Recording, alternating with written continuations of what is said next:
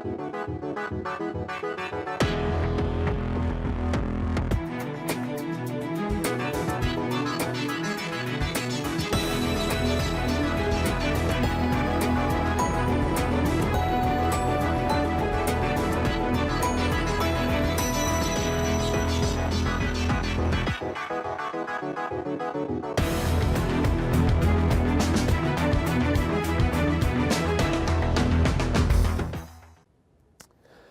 again, everyone, and thank you so much for joining us for this Monday's edition of Alaska Weather.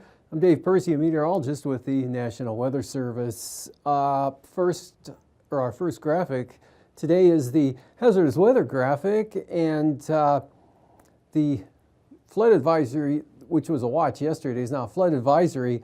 That's for the rivers and streams in the Susitna River Basin, which includes the Denali Highway, as well as the Little Susitna and Hatcher Pass. And that's out for tonight into or throughout the day tomorrow, as more heavy rain expected to come in tonight or this evening and overnight. That could result in water levels near or a little above bank full, so minor flooding is possible in those areas. Otherwise, get some good rain in the eastern interior as well, but no flood advisories or warnings out anywhere else. Moving on to the fire danger map, pretty empty. In fact, it is empty. There's no fire danger here, or the fire danger is low. It's under the high levels, I'll say, here across all of interior Alaska, except up here. There's a small area of high fire danger over the northern panhandle there.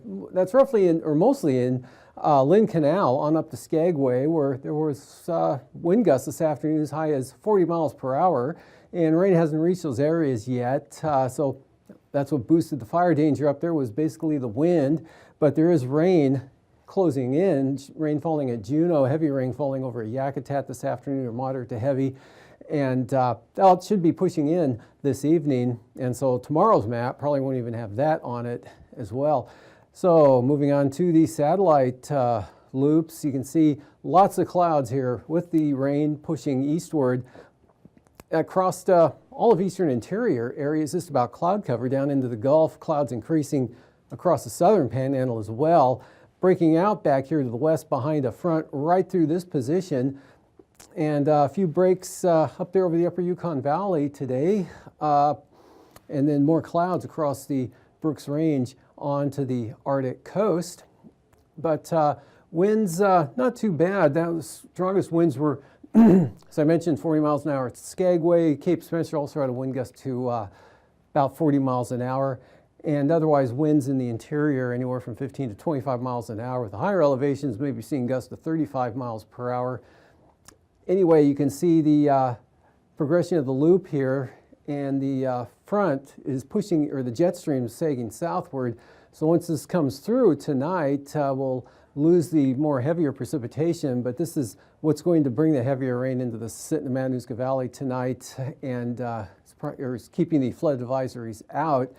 And then again, a breakout here to the west, and more clouds today streaming along and just north of the Aleutian chain there, kind of another system back out to the west. On the chart, here's actually a trough right through here. I could have gone either way with a front or a trough. Chose a trough though, and that's what's bringing the rain across the area today. And amounts, 12-hour amounts range from about an inch ending at 3 p.m. this afternoon at Hatcher Pass, as well as Eielson Visitor Center there up on the other side of the Alaska Range there in the Denali area.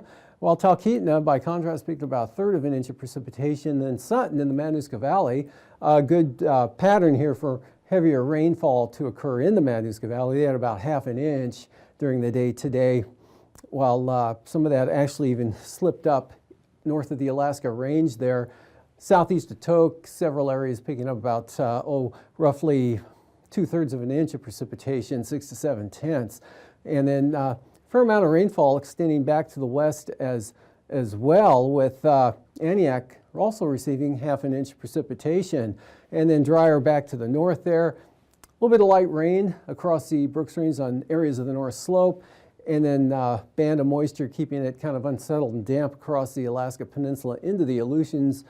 And that next system, pretty weak here, only 1,019 millibar low. We'll see for tonight that moves eastward and keeps a chance of rain in across Adak and Atka, along with some fog and possible IFR in the flying conditions there. But back to the north and northwest, drier, light winds with areas low clouds and fog, probably pretty prevalent. And then by the time you reach the southwest coast, you'll be into some drizzle or light rain associated with this weak frontal boundary right through here. And that'll extend across the northern Kuskokwim Valley on up into the northeast interior there, linking up with that 1,002 millibar low. And now I drew the trough into a front that extends from roughly Yakutat, so stay wet across Yakutat most of the night. Kodiak Island, after the near 80-degree temperatures you had this afternoon, look for a chance of rain to move through with that front. Now cool the temperatures down for, of course, tonight and tomorrow. And a chance of rain exists along the Alaska Peninsula. Actually, it looks pretty good this evening on the Bering Sea side of the peninsula, and that'll go all the way back to the Fox Islands. And for the outlook on Tuesday, tomorrow, drying out, maybe partly sunny over the north central interior areas with trough swinging through here. Should start to clear out, possibly partly sunny in the afternoon for Cook Inlet and maybe into the Susitna Valley. It'll be slower to occur in the Matanuska Valley there. Keep a chance of showers into the early afternoon. And then clearing out again, Kodiak Island, those winds swinging around back to the northwest. Probably see some sunshine in the afternoon as the moisture pushes eastward. Otherwise, the Bering Sea, look for light winds and a chance of some sun breaks tomorrow for the eastern Aleutians. All the way back to Shumianat too. Very light wind conditions under weak high pressure and a lack of storminess. High pressure here over the southern panhandle is going to really keep that front back to the west initially, and that's going to funnel a lot of moisture northward. So be a narrow band of rather heavy rain occurring on the eastern North Gulf Coast right through here. Then it distinctly or markedly tapers off as you head eastward or southeast and across the northern panhandle. But general trough persisting here over the southeast interior, actually through the entire state, and that's going to push the jet stream southward and allow the cooler air aloft to move in. Again, the main front there, the first push of some cooler air, and then another push here with that trough, and then more showers with this one. Drying out though in the interior, the Arctic coast looks pretty prone to some moisture coming out the Arctic Ocean there, so there'll be quite a few areas of light rain, fog, and drizzle, but those amounts will be light. Now push all the way up to about the crest of the Berks Range area. And for Wednesday, we've got still low pressure here, but now pushing eastward, taking most of the moisture into Canada, but still some lingering rain in across, say, Tok Northway, Nabezna, in across mostly the eastern Copper River Basin, maybe some lingering showers in the central areas. Partly sunny, Cook Inlet and the Matanuska Valley areas, and just isolated showers up over the north central interior with partly sunny or mostly cloudy conditions. A few more showers here over the southwest interior areas, and definitely around St. Lawrence Island with a weak system there. Light winds, low clouds, and fog for the Pribilof Islands, sitting right under 1,021 millibar low. And now this front finally pushes some rain into the central panhandle, trying to make its way into the south with that high holding on as best it can. Just look for an increase in the clouds for Annette and Ketchikan, probably Heidelberg, and out to the west. Next system, not really a strong one, but enough to maybe bring some small craft advisory level winds into the Aleutians here in advance of the occluded front, and a much better chance of seeing some rainfall, as well as more IFR associated with it to extend from roughly Kiska Island eastward, but staying west of Nikolsky until probably Wednesday evening. Looking at the low temperatures for tonight, lower to mid-30s eastern central Arctic coast, actually right down near the frost point there at both Barrow and Kaktovik, Barter Island. 30s for the north slope, 40s, and then into upper 40s near 50 northeast interior, all the way back to the southwest coast, and back in the upper 40s to the Aleutians and Bering Sea. Mid-50s for the Panhandle, mid to upper 50s for south central Alaska. Highs for tomorrow, mid-60s maybe at the warmest there for the upper Yukon Valley. Upper 50s to maybe 60 for the Tanana Valley, with upper 50s all the way back to the coast. 40s for the north slope, lower 40s Arctic coast, some areas staying in the mid to upper 30s once again. And for the panhandle there, still might reach into the lower 70s over the southern areas, and 60s south central Alaska to Kodiak Island, definitely cooler there tomorrow. And for Bristol Bay for the lows, near 50 Wednesday morning, 30s lower to mid for the Arctic coast, north slope into the Brooks Range, 40s here through the central interior now, lower to mid 50s south of the Alaska Range, 40s over the Copper River Basin, lower to mid 50s in toward the southeast coast, and really not much change out in the Bering Sea. And looking at the highs forecast for Wednesday afternoon, 65, 6 or 7 possible back into the Susitna Valley, maybe the Kenai Peninsula, and 65 to 70 over the southern panhandle, upper 50s to the north with more clouds and rain, 50s out over the Bering Sea and the Aleutians. And it looks like highs will be in the mid to upper 50s there from the roughly the Eagle area across the Tanana Valley and central interior, lower 50s for the Seward Peninsula zone, and mid 50s for the Pribilofs, as well as the Aleutians. And now, aviation weather around Alaska. Moving into flying weather, first graphic, big area IFR out here over the Bering Sea, but there's also VFR here showing up north of the Aleutians. Otherwise, the chain still in the IFR till you get to the Fox Islands, north side of the Alaska Peninsula, south side VFR right up into Bristol Bay. VFR all the way up to the Arctic coast and beyond. IFR here, upslope areas of the Alaska Range, across the Talkeetnas, Prince William Sound, Gulf of Alaska, right up to the southeast coast. And then for the afternoon, VFR there over toward Stewart, Hyder, and maybe Metlakatla, Annette. Otherwise, marginal VFR, IFR, Port Alexander, Sitka up to Elfin Cove, northern panhandle, and the North Gulf Coast. Marginal VFR, Copper River Basin, marginal along the Alaska Range. VFR, Susitna Valley, and not so much the Matanuska, but Cook Inlet, Kodiak VFR, and areas of the western interior kind of marginal, but the north central areas to the border, VFR with marginal for the Brooks Range out to the Arctic coast, and still an area of IFR now out over the Bering Sea, but mostly away from the islands out there, with marginal VFR up through the Bering Strait. For Wednesday morning, IFR along the Brooks Range and the central and eastern Arctic coast, VFR central interior, southwestward in toward the Kuskokwim Valley, and northern Bristol Bay, VFR, Kenai Peninsula, Cook Inlet, up into the valleys. Marginal still for the Copper River Basin, and more IFR in and around the southeast coast there, with areas of marginal in the interior, and IFR out here over the west central Bering Sea and in toward the central Aleutians, narrow strip there along the Bering Sea side of the peninsula. Then for the afternoon, marginal VFR, eastern Bering, as well as St. Lawrence Island across the Seward Peninsula and the north slope to the Arctic coast. Widespread area VFR here through the central interior, still hanging marginal along the Alaska Range. And from the Talkeetnas into northern Prince William Sound, the Coast Range picks up the IFR here down in across the Panhandle, with just marginal now over the southern areas and pretty well socked in along the central and south coast. Passes for tomorrow, Anatuvik, marginal VFR with Adigan looking marginal VFR for both Lake Clark and Merrill, and rainy, occasionally marginal. Windy, same forecast. Mintasta, marginal VFR. Isabel, marginal, kind of a marginal day for all these passes, including Tanita and Portage, but looks like it's going to be IFR for the entire day for both Chilkoot and White. Looking at the freezing levels here, starting to come southward, or the freezing level starting to retreat southward. In other words, fall as the jet stream begins to sag to the south. So 10 to 12,000 feet, Kodiak Island along the Aleutians into the Panhandle.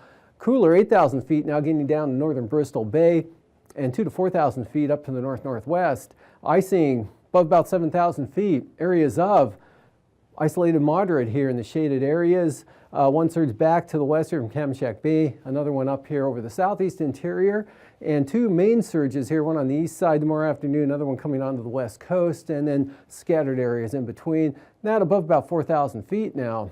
Jet stream, again, big upper level trough sagging southward. It's going to southern Alaska start getting on the cold side of the jet, and that'll keep it more showery and cool with less heavy rainfall, but the jet's still right into the panhandle.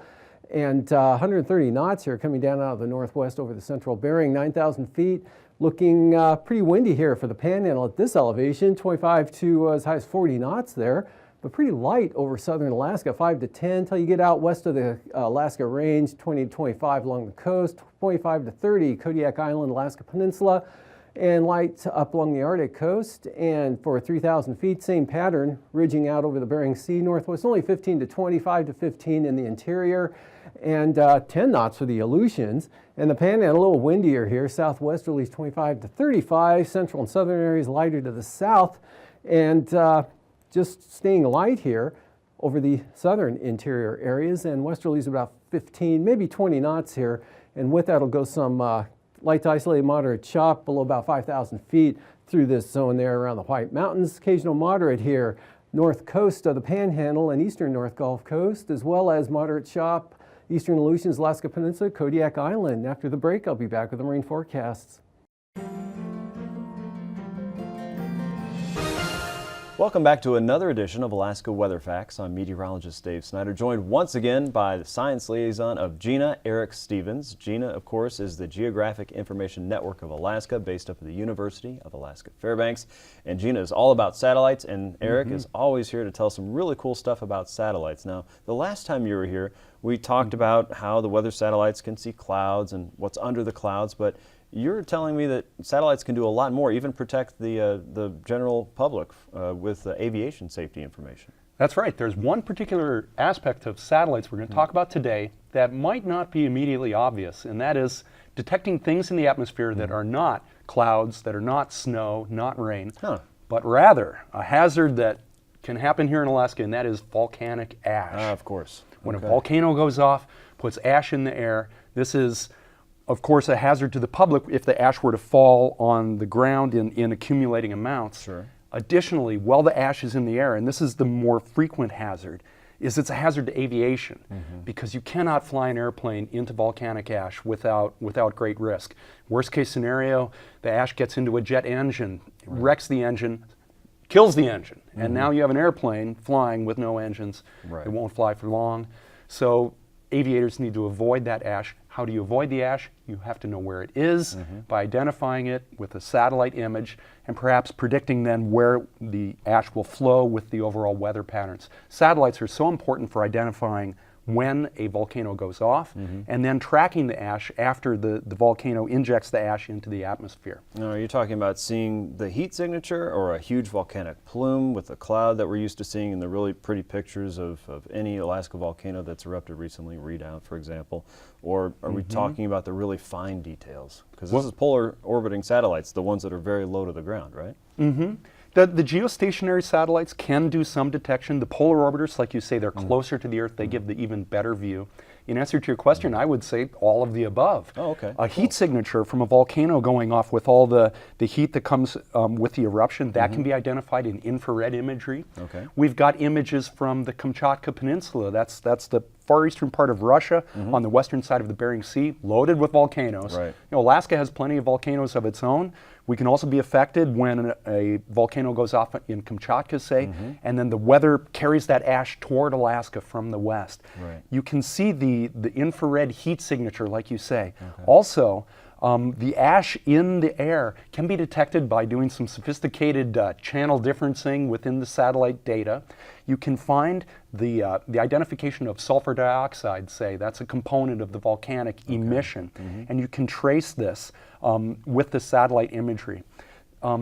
Sometimes volcanoes go off that haven't gone off before, and we're not expecting them to go off. Say if there's no seismometers around a given volcano that hasn't gone off in 100 years, you might not be expecting it to go off in the satellite imagery. Since satellites can be globally comprehensive, that might be the first sign that you have that a volcano in an unexpected area is going off. So it's a good backup system. Okay. Right. Wow. Right. And people are working all the time on automating the the interrogation of satellite data by computers to provide a first alert to a human, so the software will say, we think this might be important. Human, go take a closer look. Because the people are still the best way to interrogate the imagery, but the planet's a big place, and we can't be looking everywhere all the time, so the software helps give a first cut. And then in Alaska, there's a special kind of surprise angle where the satellites are helpful, and that is the Katmai eruption of 1912. Huge eruption. There is still somewhat of a moonscape out there in southwest Alaska where all this ash is laying on the ground. And sometimes a strong weather pattern comes along where we have roaring northwest winds that go across the Alaska Peninsula there and can actually pick some of this ash up off the ground. No volcano is going off. This was more than 100 years ago that volcano actually blew. So you're not going to see a heat signature like we were discussing. There will be no seismic signature of a volcano going off. So those data sets, they'll say, oh, no problem. But you can see in some of the satellite imagery this ash, as it's called, resuspended. When the wind comes along, picks it up, the ash can be lofted a few thousand feet in the air just with the wind. And an airplane flying into that plume is exposed to some danger. So we need to track that ash to provide guidance to aviators that you don't want to be flying here at these elevations in this area. We've got some imagery of the resuspension, and you can see the wind blowing strongly from the northwest, picking up the ash and blowing it down to the southeast. And so that's another, perhaps not immediately obvious hazard of volcanic ash. Katmai is the gift that keeps on giving, for sure. Very good. So we've got satellites that can help us understand the weather from the past and the immediate past, and we talked last time about how that's feeding into the forecast modeling to help improve predictions, but now they're also protecting the general public with aviation sensitive information and watching volcanoes, whether they're erupting or maybe have erupted in the past, and finding the left behinds from those volcanic events there. So really impressive stuff. Eric, thanks so much for joining us again today, and you're a gift that keeps on giving from the satellite community, so thanks a lot, and we hope to have you back again soon. Again, Eric Stevens with Dehne at the University of Alaska Fairbanks. And if you'd like to check out any of the information that Eric has shared with us again today, you can do that very easily by going to www.dehne.alaska.edu. I'm meteorologist Dave Snider, and thanks for joining us for another edition of Alaska Weather Facts.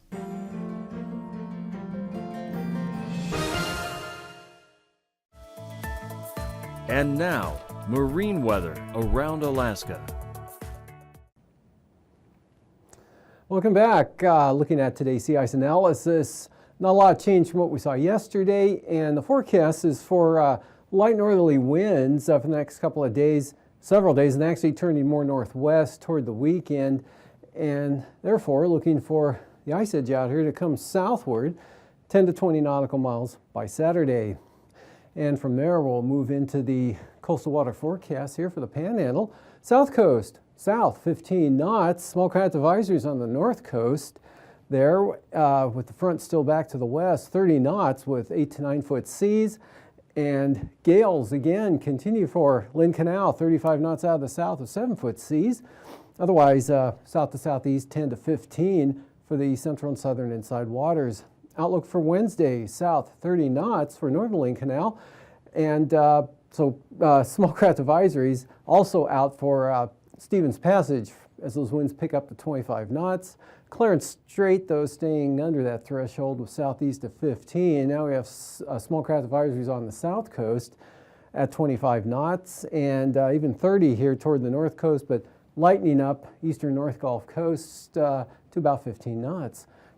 Light winds for Prince William Sound tomorrow with 2 foot seas. Same thing for Cook Inlet, north of the Forelands, south at 10, otherwise southwest 15. Then increasing to 30 knots out of the west for Kamishak Bay, across the Barren Islands, west 15, western North Gulf Coast, southwest 20 there for the Middleton Island zone. And then those will swing around, diminish to northwest at about 10, with seas subsiding to 5 feet, variable to south at 10 knots with seas 2 feet or less for Prince William Sound. Southerlies for the western North Gulf Coast, light though at 10 knots. Small craft advisories continue here for northwest winds, Barren Islands up into Kamishak Bay, and northwest at 10 for Cook Inlet. Kodiak Island, westerlies 25 knots tomorrow, and Bristol Bay, same forecast, west winds 25, seas 6 feet. And swellcraft advisories extend down to Castle Cape, but for the Alaska Peninsula, west-northwest, 20 knots with 6 to 7 foot seas. Outlook for Wednesday, again, northwest winds 20 knots here for the peninsula, and then swellcraft advisories, Bristol Bay northwest 25, as well as Castle Cape to Sitkinak and the west side of Kodiak Island, looking west to 25 with 6 foot seas. Fox Islands, Unalaska Island, northwest 15 to 20. Otherwise, 10 to 15 variable there for Unmac Island and the Central Aleutians. Light northeasterlies 10 to 15 with seas 3 to 8 feet, and northeast winds 10 to 15 also for the western zones. Outlook for Wednesday, those pick up out west there, up to 30 knots. So swellcraft advisories come back in the picture not only for those zones, but also for Adak and Atka, with those easterly winds increasing to as high as 30 knots with seas building to 7 feet. But winds northwest 15 here coming across Unalaska Island with 3 to 6 foot seas. And along the southwest coast, we've got northwest winds in the forecast tomorrow north of Nunivak Island at 15 knots. Same thing for St. Matthew Island, west 20 for the Pribilofs and the areas south of Nunivak Island, St. Lawrence Island, and Norton Sound north at 15. West-northwest, 10 to 15, Norton Sound to St. Lawrence Island. West picking up to 20 here for the southwest coast with seas 4 to 5 feet.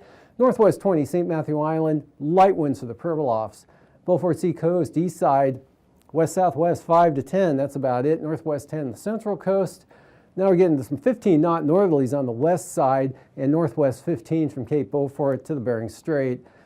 For Wednesday there for the Chukchi Sea here up to Cape Thompson, northwest at 15, then northeasterlies at 15, fall back to 10 on the central coast. Really light wind, if any at all there, north at 5 for the eastern Beaufort Sea coast. And for tonight, this boundary, frontal boundary pushes eastward, so showers Copper River Basin and really becoming isolated here south central Alaska with possible clearing, rain into the northern panhandle. Another front with a little bit of rain with it coming southward, and that will kind of dissipate into a trough. Main front here with some heavy rain on the North Gulf Coast, and again keeping those swellcraft advisory winds going and gales in Lynn Canal, but warmer and sunnier to the south. And then for Wednesday, this slow-moving front finally pushes rain into the central southeast coast, but not quite to the southern areas. Stays wet for the eastern North Gulf Coast, southeastern Copper River Basin, and dry for south central Alaska. More sun in store for Kodiak Island as well. Thank you for joining us. These forecasts are for planning purposes only. Call 1-800-WX-BRIEF for a formal pre-flight briefing. Always file a flight plan before you go flying. The U.S. Coast Guard Auxiliary urges you to leave a float plan with a friend or the harbor master before you go boating.